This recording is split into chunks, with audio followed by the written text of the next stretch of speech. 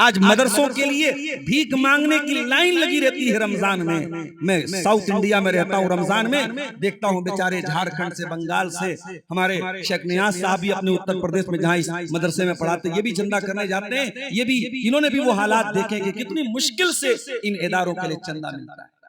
Line लगनी पड़ती है सेठों के दरवाजों पर, तब जाकर के ये मदरसे चलते हैं। मेरे प्यारे साथियों, इन मदरसों को मजबूत करो मेरे भाइयों, और लड़कियों की तालीम का भी इंतजाम कीजिए और लड़कों की तालीम का भी इंतजाम कीजिए। एक मसला मेरे सामने और भी है, और मैं जुबान से अपनी तुम हरगिज कभी दुश्मनाम मत करना, किसी की आबरू लेना कभी बदनाम मत करना। रजा रब की जो हो मकसूद कर लो इल्म तुम हासिल, कोई बंदा नहीं बनता बिना इसके कभी कामिल। इताअत अपनी माँ की और वालिद की सदा करना, तुम्हारे सच्चे मोहसिन हैं सदा इनसे वफा करना। कभी लफ्जों के कांटों से चुभोना ना किसी का दिल, तवाज़ो खाक सारी ही बनाएगी तुम्हें काबिल। जो हो मशकूक कोई बात तो तहकीक कर लेना, किसी मजबूर की हरगिज कभी तहकीर मत करना। निगाहों की हिफाजत तो अलामत है शराफत की, जमानत है यही शय दोनों दुनिया में सआदत की। तकब्बुर से कभी रस्मा जहां में तुम नहीं चलना, हुए हैं खाक से पैदा और उसमें फिर है जा मिलना। सदर मोहतरम उलमाए किराम, मोहतरम बुजुर्गों, नौजवान साथियों, माओ और बहनों, प्यारे बच्चों, जामिया फातिमतुज ज़हरा लिल बनात मजलाडी के इस सालाना प्रोग्राम के लिए कई महीने पहले ही इस इदारे के नाज़िम जनाब हाफिज अशरफुल हक फैजी हफिज़हुल्लाह ने मुझसे राबता किया था, और चूंकि कल की जो तारीख है महावीर जयंती की छुट्टी थी, और पहले से कैलेंडर देख करके मैंने चेक कर लिया था, तो मैंने इत्मीनान से ये तारीख दे दी थी। कभी कभार ऐसा होता है कोई मजबूरी आ जाती है और किसी जलसे में हम तारीख देख करके नहीं आ पाए। इसी इलाके में बड़तल्ला में प्रोग्राम था पिछले साल, और इत्तेफाक से जब प्रोग्राम की तारीख आई, उत्तर प्रदेश में मदरसा बोर्ड के एग्जाम की डेट वही उसी टाइम आ गई। अब वो चूंकि सरकारी एग्जाम होता है और उसमें भी शामिल होना जरूरी होता है, इसलिए मजबूरन में बड़तल्ला में नहीं आया। हाफिज साहब का परसों फोन आया मेरे पास कि अब यहाँ मजलाडी में भी कुछ लोग अफवाह उड़ा रहे हैं कि आप नहीं आ रहे हैं, तो बाकायदा मैंने वीडियो बना के भेजा कि मैं आ रहा हूँ, आप इत्मीनान रखिए।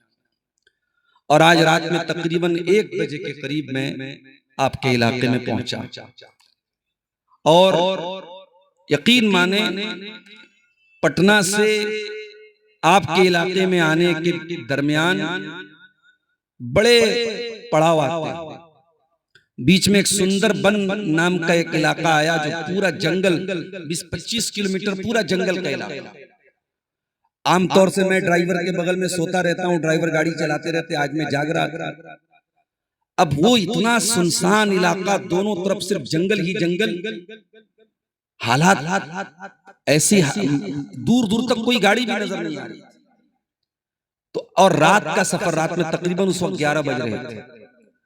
ऐसा सफर जब कभी करना होता है तो इंसान की जान सूझ जाती है, हलक सूझ जाता है कि भाई यहाँ अगर किसी तरीके का अगर कोई वाकया हो गया तो किसको आवाज देंगे, कौन यहाँ पे हमको बचाने आएगा, कौन हमारी मदद करने आएगा। बस अल्लाह ताला के भरोसे और अल्लाह की जात पे तवक्कुल करके इस तरीके के रास्ते तय होते हैं। फिर लिट्टीपाड़ा के करीब हम लोग पहुंचे तो वहां मैप ने दिखाया आगे जाम लगा हुआ है, तो वहां से हाथीगढ़ का एक रास्ता था, वो भी जंगल का इलाका था। तो अलगर्ज बताना ये है कि सफर के दौरान बड़े मसाइल आते हैं, उसके बाद इंसान आपके दरमियान पहुंचता है। और अगर कभी किसी मजबूरी की वजह से नहीं पहुंच पाए तो अवाम को ये कहने में देर नहीं लगती कि साहब मौलाना ने धोखा दे दिया और कमेटी ने धोखा दे दिया और बात नहीं की और ये हो गया और वो हो गया। हमें और आपको अपनी जबान को किसी भी मसले में चलाने के पहले बहुत सोच समझ के इस्तेमाल करना चाहिए। रास्ते में मैं आ रहा था, एक बड़ी अफसोसनाक खबर मिली। हमारे एक बहुत मशहूर इसी झारखंड से सटा हुआ इलाका है, बिहार का सीमांचल का इलाका, उस इलाके के एक मशहूर मुकर्रिर मौलाना अब्दुल्ला सालिम चतुर्वेदी के बारे में यह खबर आई कि उनको यूपी एसटीएफ ने किशनगंज के इलाके से अरेस्ट कर लिया है और उनको यूपी लेके चली गई। आ चुके हैं? अच्छा, इस प्रोग्राम में आए थे। अगरचे वो देवबंदी मकतब फिक्र से ताल्लुक रखते हैं, लेकिन बहुत सारे अहले हदीस जलसों में भी उनकी शिरकत होती है। और बहरहाल ये जो मामला हुआ है बहुत ही अफसोसनाक है और हम अल्लाह ताला से दुआ करते हैं अल्लाह ताला हर तरीके से उनकी हिफाजत फरमाए, अल्लाह उनका हामी और नासिर हो। और ये तमाम उलमा के लिए और तमाम दाइयान इस्लाम के लिए बहुत बड़ा लम्हे फिक्रिया है और बहुत इस वक्त गौर करने का वक्त है कि हालात बड़े नाजुक हैं और हमें बहुत फूक फूक करके कदम रखना पड़ेगा। ठीक है, तकरीर के दौरान बहुत सारी बातें कभी कभी जबान से लग़्ज़िश भी हो जाती है, सबक़त लिसानी भी हो जाती है, और चूंकि यूट्यूब का दौर है हर चीज रिकॉर्ड भी हो रही है। लेकिन अगर किसी की जबान से कुछ इस तरीके के अल्फाज निकल भी जाएं तो मामले को इतना तूल देना कि उसके खिलाफ बाकायदा मुख्तलिफ हिंदुस्तान के मुख्तलिफ थानों में FIR दर्ज कराना, न्यूज चैनल पर उसके खिलाफ न्यूज चलाना, ये तमाम बातें बहुत अफसोसनाक हैं। और आज मौलाना के साथ हुआ है, कल किसी के साथ भी हो सकता है। इस वक्त पूरी मिल्लत को मुत्तहिद होकर के मौलाना की हिमायत में आगे बढ़ना चाहिए और जो भी कानूनी कार्रवाई है वो करके मौलाना का दिफा करना चाहिए। हम दुआ करते हैं रब्बुल आलमीन से अल्लाह ताला मौलाना की हिफाजत फरमाए और तमाम उलमा इस्लाम के, तमाम दाइयान इस्लाम की हिफाजत फरमाए। मेरे भाइयों, आज का ये प्रोग्राम एक ऐसे इदारे की तरफ से हो रहा है जहां कौम की बच्चियों को दीनी तालीम दी जा रही है। और मैं बार बार अपनी तकरीरों में एक बात बोलता हूं कि हमारी कौम की बच्चियों को भी दीनी तालीम की जरूरत है और हमारी कौम के नौजवान लड़कों को भी दीनी तालीम की बहुत जरूरत है। किसी कौम की लड़कियां अगर पढ़ी लिखी हो, दीनदार हो, बाशऊर हो और लड़के जाहिल हो तो ये जो आदम तवाजुन होगा, ये जो डिसबैलेंस होगा, ये भी समाज को बर्बाद करेगा। कभी आपने गौर किया कि मुसलमान लड़कियां आज मुर्तद क्यों हो रही हैं? गैर मुस्लिम लड़कों के साथ क्यों भाग रही हैं? उसकी तह में अगर आप जाएंगे, उसकी हकीकत का पता लगाएंगे तो उसके पीछे एक बहुत बड़ा सबब ये भी मिलेगा कि कौम के नौजवान लड़कों में ना तो दुनियावी तालीम का शौक है, ना दीनी तालीम का शौक। इतना बड़ा मजमा है, अगर मैं हाथ उठा के पूछूं कितने लड़कों को जनाजे की नमाज की दुआएं आती हैं, मैं पूछूंगा नहीं, शर्मिंदा हो जाना पड़ेगा। बहुत सारे नौजवान हाथ नहीं उठाते। बड़ी मोटी मोटी बातें तौहीद की, अकीदे की मेरे प्यारे साथियों हमारे नौजवानों को नहीं मालूम। उनसे ये पूछ लीजिए साहब, ईरान और इस्राइल की जंग हो रही है तो हमें इसका साथ देना चाहिए और ट्रंप के बारे में हमें क्या बोलना चाहिए और मोहम्मद बिन सलमान के बारे में क्या बोलना चाहिए, ये सारी बातें आपको मालूम। दुनिया की सारी पॉलिटिक्स के बारे में आपको मालूम हो और दीन की बेसिक बातें भी ना मालूम हो, इससे बढ़ के अफसोस की बात क्या हो सकती है मेरे साथी। इमाम अहमद इब्न हंबल के पास एक आदमी आया, उसने कहा इमाम साहब ये बताइए क्या चूने के पानी से वजू कर सकता हूं? इमाम साहब ने कहा मैं मुनासिब नहीं समझता। फिर उसने कहा किसी सब्जी का नाम लिया कि उस सब्जी के पानी से या उसके रस से क्या मैं वजू कर सकता हूं? इमाम अहमद बिन हंबल ने कहा मैं मुनासिब नहीं समझता। उसके बाद वो आदमी मस्जिद से जाने लगा। इमाम अहमद ने बुलाया, इधर आओ, क्या तुम्हें मस्जिद से निकलने की दुआ मालूम है? उसने कहा नहीं, मस्जिद से निकलने की दुआ मालूम नहीं। कहा जाओ पहले इसको सीख करके आओ। तुम्हें मस्जिद से निकलने की दुआ तक मालूम नहीं है और तुम मसला क्या पूछ रहे हो कि क्या चूने के पानी से वजू किया जा सकता है या नहीं? तुम फजूल किस्म के मसाइल में उलझे हुए हो। तुम्हें एक बहुत मोटी बात, तुम्हें मस्जिद से निकलने की दुआ तक तुम्हें मालूम नहीं है। वो हाल आज हमारे नौजवानों का हो गया है। और मुझे हाफिज अशरफ साहब ने बताया कि इस मदरसे में इस साल से लड़कों के लिए भी हिफ्ज का शोबा खुलने जा रहा है, बच्चों के लिए भी दीनी तालीम का शोबा खुलने जा रहा है। मैं इस मजलाडी के तमाम अपने भाइयों और बुजुर्गों से कहूंगा कि आप इस कोशिश की हौसला अफजाई कीजिए और लड़कियों के साथ साथ लड़कों की तालीम और खास तौर से दीनी तालीम, आप यकीन करें मेरे भाइयों, आज हमारे लड़के, हमारी लड़कियां और हमारे लड़के ये सो कॉल्ड जो जदीद और मॉडर्न किस्म के स्कूल और इदारे हैं वहां पढ़ करके ऐसे दीन से दूर हो रहे हैं कि आप सोच सकते। हालात इतने बदतर हो चुके हैं कि अभी 2 दिन पहले मेरे पास एक फोन आया, एक मामला मेरे पास आया कि एक बाप अपनी ही सगी बेटी के साथ, जवान बेटी के साथ गलत काम कर रहा है और बीवी जब मना कर रही तो बीवी को मार रहा है। दुनिया में एक औरत, एक लड़की अगर सबसे ज्यादा किसी पर भरोसा करती है तो अपने बाप पर करती है। ये सबसे पाकीज़ा रिश्ता होता है, भाई और बहन से भी पाकीज़ा रिश्ता बाप और बेटी का। अल्लाह अकबर। हम ऐसे दौर में आ गए कि बाप बेटी का रिश्ता भी तार तार हो जाए और बेटी के गरेबान तक बाप के हाथ पहुंच जाए। वल्लाह जब उस औरत ने मुझे ये वाकया बताया, वो रो रही थी और मेरा दिल खून के आंसू रो रहा था कि वो आदमी मेरे सामने आ जाए तो मैं क्या उसका अंजाम क्या करूं। आज हम इस लेवल पर पहुंच गए मेरे भाई। इंसान का शैतान इतना मजबूत हो चुका है, इंसान के अंदर जिनसी ख्वाहिशात को इतना भर दिया गया है मोबाइल के जरिए, सोशल मीडिया के जरिए, इंटरनेट के जरिए कि इंसान बिल्कुल शैतान बन चुका है। और बाप और बेटी और बहू और ससुर ये सारे रिश्ते आज तार तार होते चले जा रहे हैं। मेरे प्यारे साथियों, फितनों के इस दौर में अगर कोई चीज आपको बचा सकती है तो अल्लाह का तकवा और अल्लाह का डर बचा सकता है। इसलिए मेरे प्यारे साथी, अपने बच्चों को सिर्फ स्कूल की तालीम दे देना, अच्छा कपड़ा पहना देना, अच्छी किताबें लाके दे देना, अच्छा जूता पहना देना, अच्छे मकान में रिहाइश दे देना, यही काफी नहीं है। अपने बच्चों की आखिरत की भी फिक्र करो मेरे भाई। अपने बच्चों की तरबियत पर भी तवज्जो दो। ये देखो कि आपका बच्चा कौन से रास्ते पे जा रहा है। हजरत ज़करिया अलैहिस्सलाम का वाक़या जरा कुरान में उठा करके देखो। हजरत ज़करिया अलैहिस्सलाम हजरत मरियम को की परवरिश कर रहे थे, उनके गार्जियन थे और मरियम मस्जिद के अंदर रहा करती थी। और ज़करिया अलैहिस्सलाम जब बाहर से मस्जिद में आते थे, कुरान कहता है कुल्लमा दखला अलैहा ज़करियल मिहराबा वजद इंदहा रिज़्क़ा।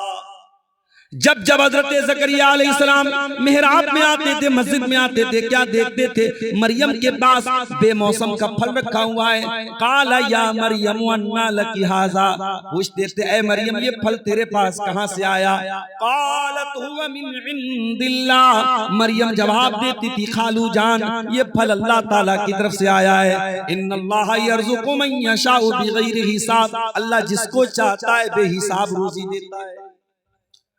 पता ये चला जवान बेटी के पास आपने मोबाइल नहीं दिलाया और बेहतरीन किस्म का मोबाइल फोन आ गया तो बाप की जिम्मेदारी है पूछे बेटी तेरे पास ये मोबाइल कहां से आया? मैंने तेरे नंबर पे रिचार्ज नहीं कराया, ये रिचार्ज तेरे नंबर पे किसने करा दिया? तेरे वॉलेट में ये पैसे कहां से आ गए? मैंने तो तुझको पैसे न दिए थे। बेटी तेरे स्कूल की छुट्टी तो 2 बजे होती है, तो 4 बजे क्यों आ रही है? ये पूछना एक माँ की जिम्मेदारी है, एक बाप की जिम्मेदारी है मेरे प्यारे साथी। उसी कुरान में आप तरबियत का एक और नमूना देखिए। हजरत इस्माइल अलैहिस्सलाम जो अपने बाप के साए के बगैर जिनकी परवरिश हो रही है।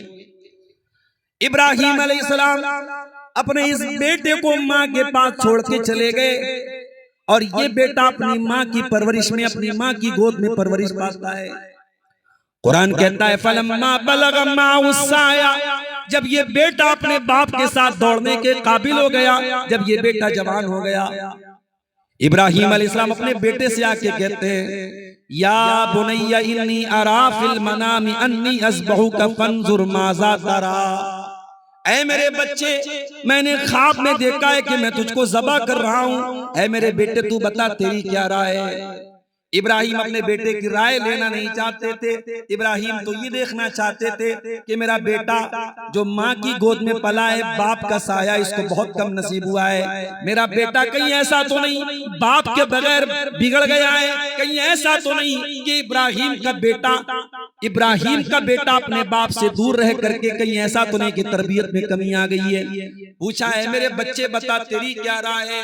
काला या अबति फ़अल मा तुअमर सतजिदुनी इंशाअल्लाहु मिनस साबिरीन। मगर वो बेटा क्या जवाब देता है, ऐ अब्बा जान, आपको अल्लाह ताला ने जो हुक्म दिया है आप पूरा कर डालिए, अल्लाह ने चाहा तो आपका बेटा सब्र करने वालों में से होगा। ओ लोगों, ये कौन सा बेटा है जो बाप से दूर रह करके भी नहीं बिगड़ पाया, जो बाप के साए से दूर रह करके भी इतना नेक और फर्माबरदार है कि बाप तो गर्दन पे छुरी चलाने की बात कर रहा है लेकिन बेटा अपनी गर्दन को कटवाने के लिए तैयार है। अल्लामा इकबाल कहते हैं ये फैजाने नजर था या के मकतब की करामत की, सिखाए किसने इस्माइल को आदाब फर्जंदी। ओ लोगों, ये इस्माइल की तरबियत किसने की थी, कौन से स्कूल में पढ़े थे वो, कौन से मदरसे में पढ़े थे। ओ लोगों, इस्माइल की तरबियत उनकी माँ हाजरा ने की। माँ जब हाजरा के जैसी हो तो बच्चे इस्माइल के जैसे बनते हैं। मेरे प्यारे साथी, हजरत फातिमा रज़ी अल्लाह ताला अन्हा को देखो, एक हाथ से चक्की चला रही हैं, दूसरे हाथ में हसन हुसैन को गोद में लिए हुए हैं और जबान से कुरान की तिलावत कर रही हैं। जब माँ की जबान पे कुरान की तिलावत हो और माँ की गोद में बच्चा दूध पी रहा हो, मेरी प्यारी माँ बहनों, उस बच्चे की तरबियत पर उस माँ के तकवा का असर पड़ता है, उस माँ की दीनदारी का असर पड़ता है। जब समाज में दीनदार माँ ना हो, दीनदार बाप ना हो, तो फिर हमें ये शिकायत करना बंद कर देना चाहिए कि हमारे बच्चे बिगड़ गए। जब तक गार्जियन दीनदार नहीं बनेंगे, जब तक माँ बाप दीनदार नहीं बनेंगे, हम बच्चों से दीनदारी की तवक्को नहीं रख सकते। अपने बच्चों को टाइम दीजिए। कितने घरों का ये मामला है, 24 घंटे में बाप अपने बच्चों के साथ बैठ करके बात करने के लिए 1 घंटे का टाइम भी नहीं निकालता है। बेटे सुबह स्कूल जा रहे हैं तो बाप सो रहा है और बाप जब रात में अपने काम से घर पे आ रहा है तो बेटा सो चुका है। बाप बेटे में कोई बातचीत नहीं हो रही है। हो लोगों, अरबी का एक शायर कहता है लईसल यतीम मन इंतहा अबवाहु मिन हम्मिल हयाती व खल्लफाहु जलीला। अरे यतीम वो नहीं है जिसके माँ बाप उसे दुनिया में छोड़ के चले गए हों। इन्नल यतीम हुवल्लज़ी तल्का लहू उम्मन तखल्लत व बम मशगूला। सबसे बड़ा यतीम तो वो इंसान है जिसकी माँ के पास उसके लिए टाइम ना हो, जिसके बाप के पास उसके लिए तरबियत करने का टाइम ना हो। इसलिए मेरे प्यारे साथियों, अपनी औलाद की तरबियत पर तवज्जो दो, अपने बच्चों और बच्चियों की तरबियत पर तवज्जो दो।